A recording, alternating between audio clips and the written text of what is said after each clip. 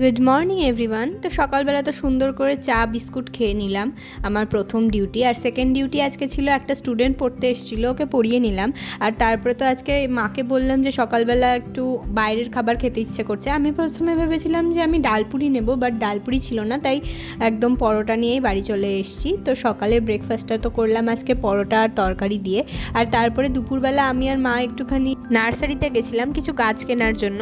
তো আমরা তো বেশি ঘুরতে পারিনি নার্সারির ভেতরে, কারণ প্রচুর রোদ ছিল আর একদম খুবই অসুবিধা হচ্ছিল ঘুরতে। মায়ের কাজ করতে করতে দেরি হয়ে গেছিলো আর আমাদের তার জন্য যেতেও দেরি হয়ে গেছিলো। তো সামনের দিকে ছিল কিছু কমলা লেবু গাছ, আর এত সুন্দর কমলা লেবুগুলো।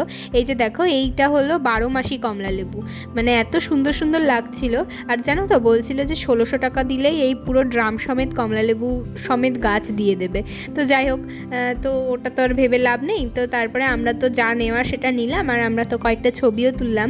আর বড়দির সাথে কথা বলায় মা এতটাই ব্যস্ত যে আমি যে ভিডিও করছি সেটা মা দেখেইনি।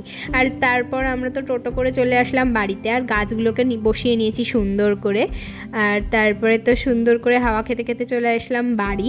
আর এই দেখো, এটা হলো এক ধরনের জবা, এটাতে একটা ফুলও ফুটেছে। আর আরেকটা জবা গাছ নিয়েছি, এটাতে বলছিল যে 2 রকমের কালার হবে। আর এই দেখো, এটা একটা কুড়ি এসছে, তো ফুল ফুটলে অবশ্যই দেখাবো।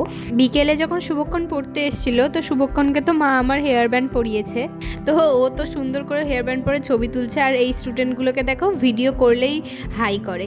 আর তারপরে তো একটু খিদে পাচ্ছিলো, তাই চাল কুমড়োর বড়া ভেজেছি। আর আমার মাঝে মাঝে এরকম অদ্ভুত ইচ্ছে হয় যে সুন্দর করে টিফিন বক্সে সন্ধ্যের খাবারগুলোকে সাজিয়ে খেতে। তো আজকে তো ওরকমই খাচ্ছিলাম, একটা চাল কুমড়োর বড়া ভেজেছিলাম কয়েকটা, আর ছিল আপেল। তো আজকের ভিডিওটা এখানেই শেষ করছি। ভালো লাগলে একটা লাইক করবে আর চ্যানেলটাকে সাবস্ক্রাইব করতে ভুলো না। টাটা।